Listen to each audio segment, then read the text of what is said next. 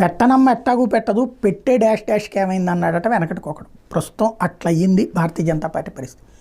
హిందూ ధర్మానికి సంబంధించి తరతరాలుగా అన్యాయమే జరుగుతూ ఉంది, అవమానమే జరుగుతోంది, అవహేళనే జరుగుతోంది, ద్రోహమే జరుగుతోంది.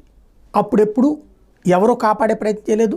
నిలబడిందో, నిలదీసిందో, పోరాడిందో భారతీయ జనతా పార్టీని రాజకీయ పార్టీగా. ఇప్పుడు అది అధికారంలోకి వచ్చింది. ఓవర్ ఎక్స్పెక్టేషన్స్ అయిపోయినాయి. ఒక్క రోజులోనే మొత్తం వ్యవస్థ మార్చేయాలనుకుంటున్నారు. బట్ మనం కాన్స్టిట్యూషన్లో ఉన్నామన్న విషయం మర్చిపోతున్నారు. రాజ్యాంగం ప్రకారం సిస్టమేటిక్ మార్పులు చేయాలన్న విషయం మర్చిపోతున్నారు.